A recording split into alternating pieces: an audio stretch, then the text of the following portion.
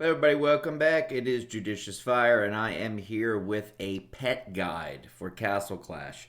I've gotten a lot of requests on the channel for a review of the Mutant and Super Pets, basic, what they do that makes them different than other pets. Not getting into every tiny little detail, just boom, boom, boom. And then also maybe what kind of traits you want to put on them and what kind of heroes you might want to use with them.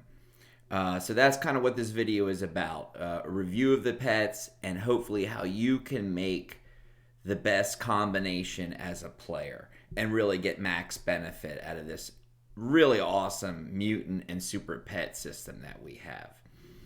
Hit the subscribe button. Let's keep this stuff going. Okay, number one about pets. We've got our old pets, and our old pets are, like Chickaboom and Punching Box and Fennec and Mini Angie and that whole gang. All right. Those pets still have a place in the game, but with so many mutant and super pets now, approximately 1, 2, 3, 4, 5, 6, 7, 8, 9, and super pet version, you would have 18 of these new pets to choose from. And the most number of heroes that you're ever going to use at a single time in the game of Castle Clash is during Fortress Feud, 3 teams of 6, and there's your 18 right there. So outside of small game modes like boss battles or archdemons and things like warden challenges and stuff, typically in normal gameplay of Castle Clash, you want to try to use your mutant and super pets. Not saying that those old pets aren't good. There's some really awesome healing pets there. But these pets really do provide maximum benefit for our heroes. And in some cases can even double or even triple certain abilities that our heroes have. And you can't beat that. Okay, so you've got mutant pets. They have an M next to them. M Battle Monkey, M Cute Kitsune, M Pure Chimera. And then you have the super pets, and it just has the regular name, no M next to it. Difference between these pets is the following. Let's take Direwolf Lame, for example. This is Super Direwolf Lame, and it shows 3 traits. That's what it does. The skill, we see 540 damage, 4 targets, 95 energy. Jump over to the mutant version of Direwolf Lame. We see 4 traits. Look at the skill.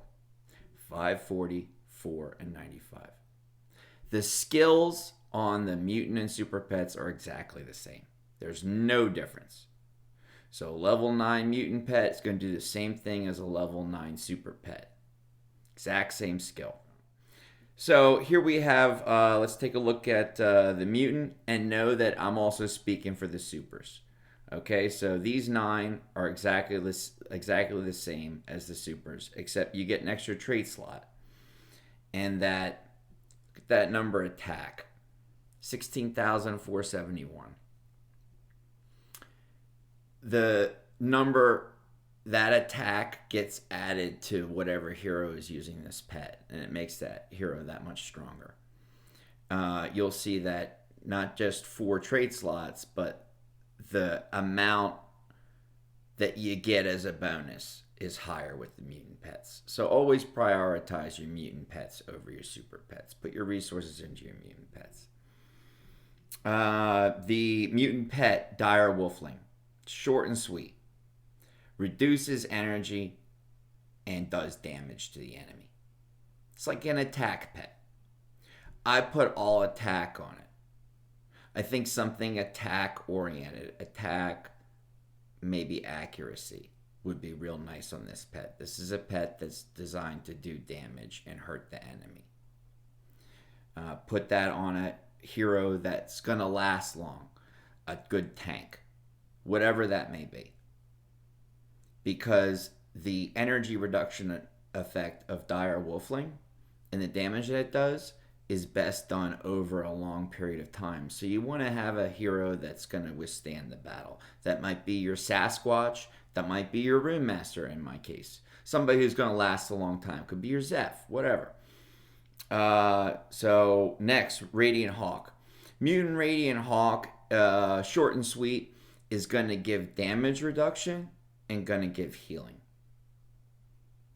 So this is a pet that you want to put on somebody that really lacks a healing ability, and also somebody who is prone to getting killed. This is a great pet for like a Ripper, a great pet for like a Boreal Fox who can take a lot of damage sometimes, especially face to face. A great pet on like a Walla Walla, even though he can heal. Giving him a second healing source and a little bit of damage reduction, that's great. Mutant Radiant Hawke I always looked at as like a support pet. Doesn't do damage really against the enemy. It's not what it's designed to do. This is a great pet to put dodge on as its traits. And if not that, health. Because then when you put it on your Walla Walla, he gets a huge dodge boost. It's great for Walla. You put it on your Ripper, he gets huge health boost. Great, keep Ripper alive longer. So guys, you're having trouble keeping alive, put Mutant Radiant Hawke on. Sage Lioness. Sage Lioness does damage against the enemy. It's an attack pet.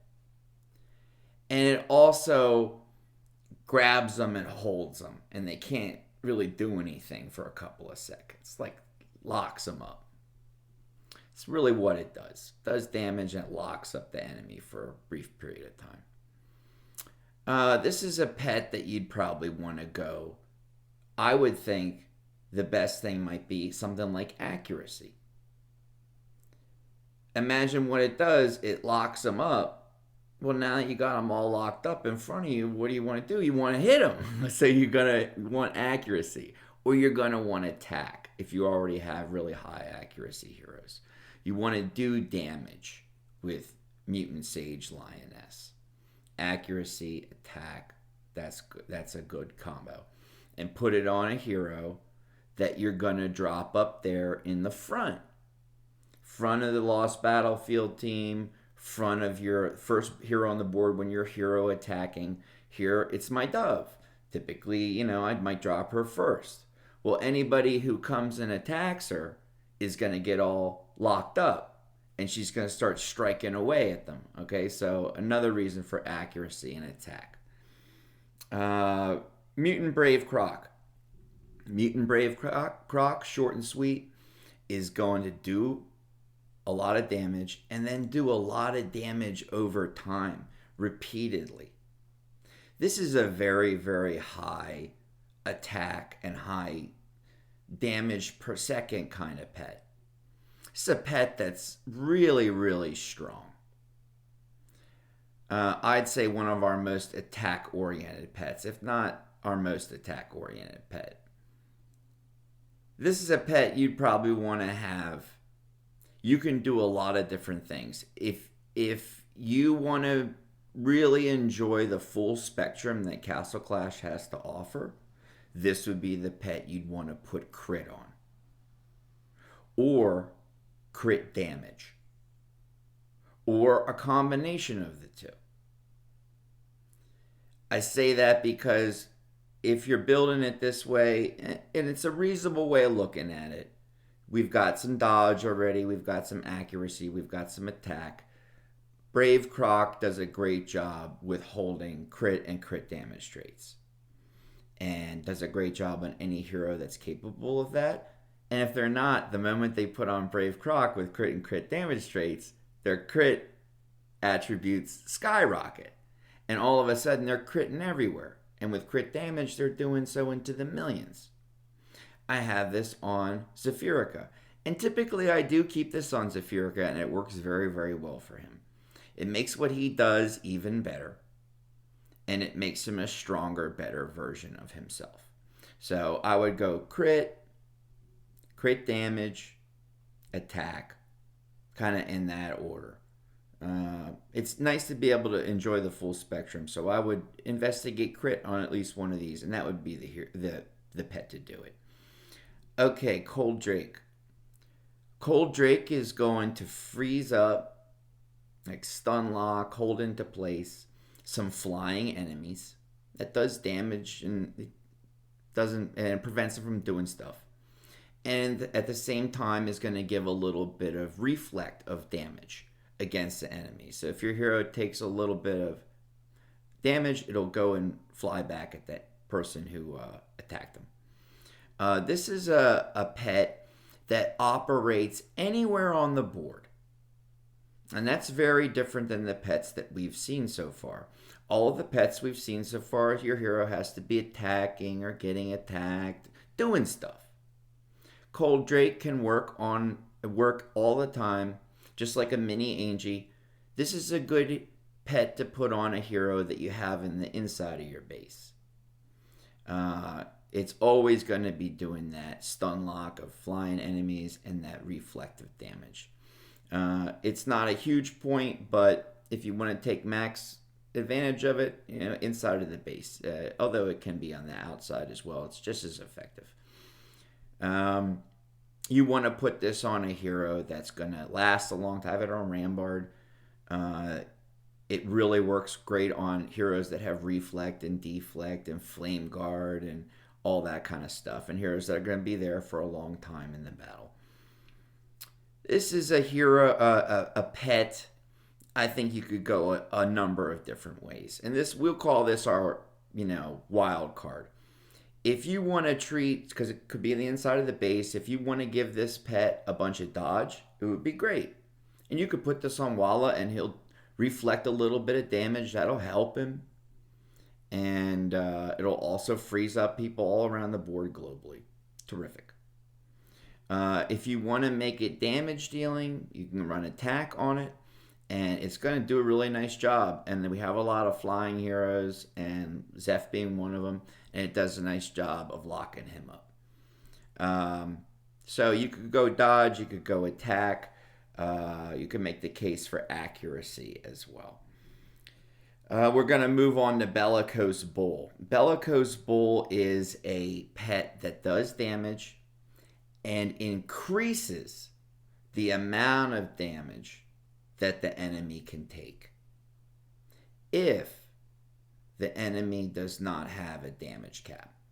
So if you've used Bellicose Bull against boss 3 or boss 4, those bosses are going to take still the same amount of damage. And Lava Isle, it's still going to be like 60,000, 60,000 to 80,000. But against heroes that are lacking a damage cap, it will increase the damage that they're taking. So that is a nice benefit. Bellicose Bull is very much an attack-oriented pet. Does damage, increases damage. So I would go attack as the trait. And I would just stick with that. I would just go all attack on your Bellicose Bull. And it'll make Bellicose Bull an even better version of itself. I have it on Walla, and while that seems a little strange, Walla is towards the center of my base. Just like Cold Drake, Bellicose Bull can function all the time, globally. And you don't have to be under attack, you don't have to be attacking. So it's a nice pet to put there in the center. It'll harm a group of enemies, and they'll take more damage for a certain period of time. So go all attack on them. Okay, Battle Monkey. Battle Monkey is going to do some damage and lower the dodge of the enemy.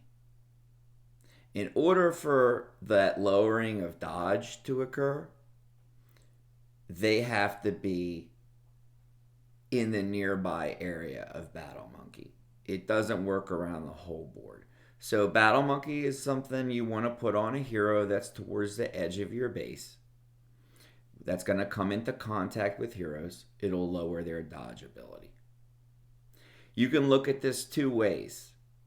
Battle Monkey would be great with dodge because the hero that's lowering the dodge would have a higher dodge and would thereby stay alive longer. You could also put accuracy, and I would probably be more inclined to go with accuracy on Battle Monkey. If you're lowering the dodge of your opponents, then it makes your accuracy more effective. why not give yourself even more accuracy so you're really not missing at all? I would go probably accuracy and then maybe dodge as the second choice. Mutant Battle Monkey is a nice pet, a good addition to the game, and you want to put it on definitely a hero that's towards the outside of the base. Cute Kitsune. Cute Kitsune does a little bit of like a heal, and in addition, increases the dodge of your team. So it does the opposite of Battle Monkey. Your heroes get a dodge boost, and that's what makes Cute Kitsune different than the other mutant pets. Cute Kitsune would be a pet that I would definitely put dodge on. If you're going to be increasing the dodge of your team, then it means you need dodge. You require dodge, obviously, because you want to increase it. You're in need of dodge. So definitely put dodge on Cute Kitsune. Let the one that's providing all the dodge actually stay alive with dodge. And you go up to, you can go 25,000 dodge easily on a hero that's already got dodge traits when you start pairing these together. So definitely put it on a hero that you want to live, you want to survive, and that you want to increase its dodge capability. I'd go dodge on Cute Kitsune. And our last mutant pet, and these speak for all the other pets as well. Pure Chimera. Pure Chimera gonna do a little bit of damage, but it also increases the energy regaining rate of our heroes. Okay, so an empower talent or insignia will feed energy to your hero, and you'll see the energy bar going up and up and up and up. This is similar to that, but what it does is, I think, even better. It makes your hero gain energy a lot faster than it would without Pure Chimera.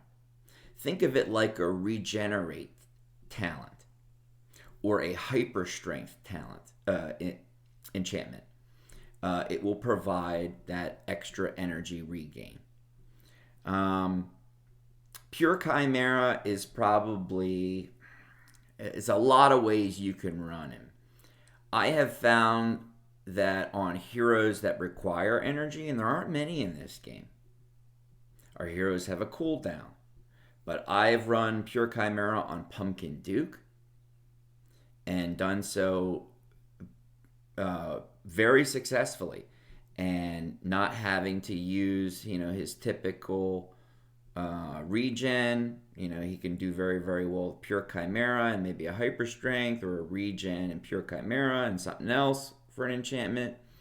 I find that a hero like really anything without a cooldown, I've run it on Spirit Mage and it's done an incredible job. That energy regain rate, I suppose, in terms of a base defense or an attack scenario,